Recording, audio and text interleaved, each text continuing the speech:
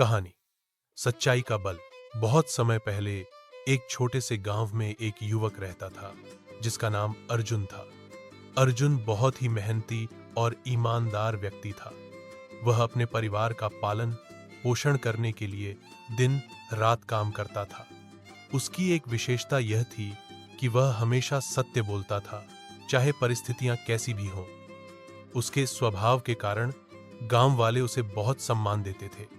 एक दिन गांव में एक बड़ा हादसा हो गया। गांव के पास एक बड़ा बाजार था जहां बहुत सारे व्यापारी अपने सामान बेचने आते थे। उसी दिन एक व्यापारी का बैग चोरी हो गया। बैग में बहुत सारे रुपए और कीमती सामान थे। व्यापारी ने शोर मचाया और गांव वालों से मदद मांगी। सभी गांव वाले इकट्ठा हो गए और व्यापारी की मदद करने लगे। आखिरकार पुलिस ने जांच शुरू की और सभी संदिग्धों से पूछताछ की। इस पूछताछ में एक शख्स का नाम सामने आया। वह शख्स कोई और नहीं बल्कि अर्जुन था। पुलिस ने आरोप लगाया कि अर्जुन ने व्यापारी का बैग चुराया है, क्योंकि अर्जुन को गांव में सबसे ज्यादा देखा गया था और वह आसपास के क्षेत्र में एकमात्र व्यक्ति था जो हाल ही में कुछ अजीब सा करता हुआ दिखा था।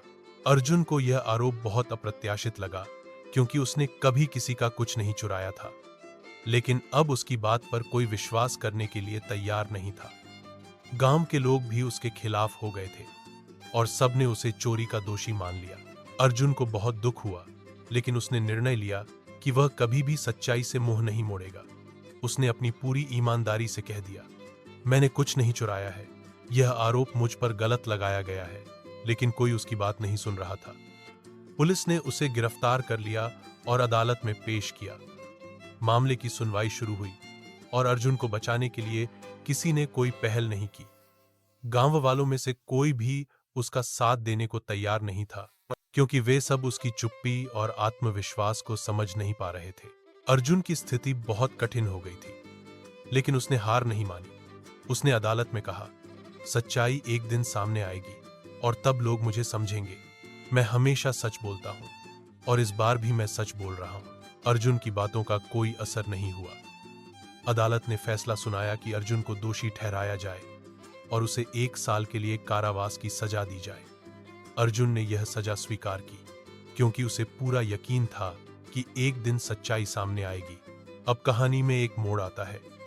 कई महीने बाद एक दिन पुलिस ने खोजबीन करते हुए असली चोर को पकड़ लिया। वह चोर कोई और नहीं बल्कि वही व्यापारी था जिसने अर्जुन पर आरोप लगाया था। व्यापारी ने एक चाल चली थी, क्योंकि वह जानता था कि अर्जुन एक ईमानदार व्यक्ति है और उसे इस तरह से फंसाना आसान होगा।